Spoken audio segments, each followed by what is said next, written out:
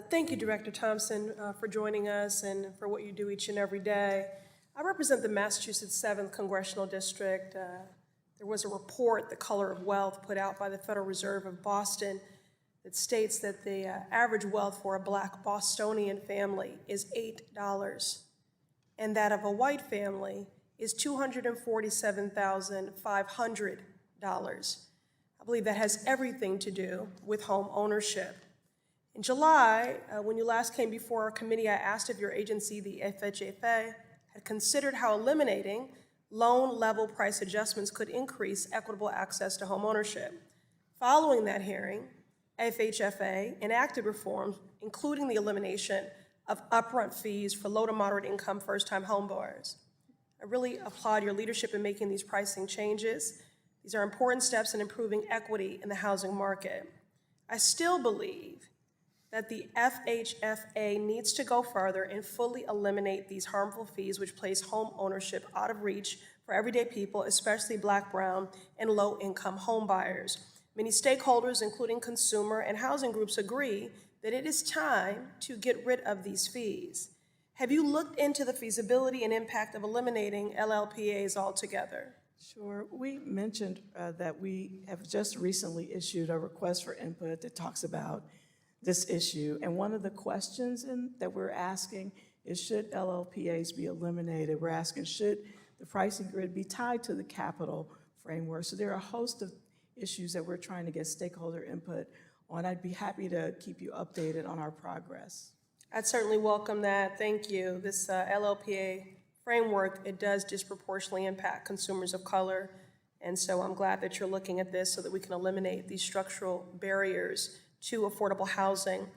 Mr. Chair, I ask unanimous consent to enter a 2022 article by WBUR titled "Black and Hispanic People Are More Likely to Be Denied Mortgage Loans in Boston." I'd like to enter this into the record. Without objection.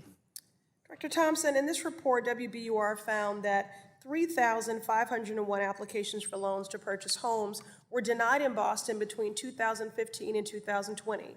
For white applicants, the denial rate was approximately 5%, but for Black and Latinx applicants, the denial rates were 15.3% and 12.7%, respectively. This is a modern-day redlining. In your view, what are the biggest barriers for lower-income borrowers and borrowers of color when applying for conventional mortgages? So, great question. We have found that many underserved borrowers, particularly in communities of color, are renters, and some of the positive rental payments don't get counted, and so they end up being credit invisible, or they have limited credit. And so to the extent that you report on positive rental payments, it really helps people build their credit in a way that is reflective of their ability to and willingness to repay.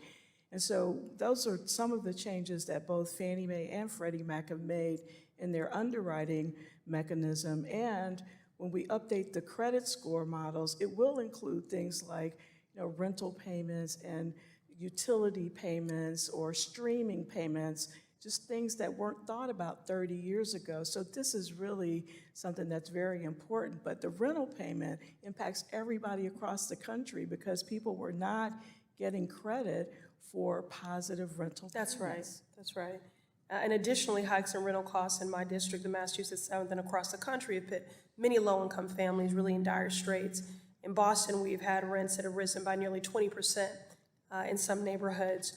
Director Thompson, what can the FHFA do to protect tenants from these egregious rent hikes we are seeing, specifically in properties with federally backed mortgages? So we do a lot of investor and stakeholder outreach, and we're getting ready to, before the end of this month, issue a request for input on tenant protections. This has come up a number of times, and we want to hear from not just the people that are building these houses, but we want to hear from tenants as well. What can we do to be more proactive and fair and safe and sound in this area? So we are looking forward to getting comments from our request for input.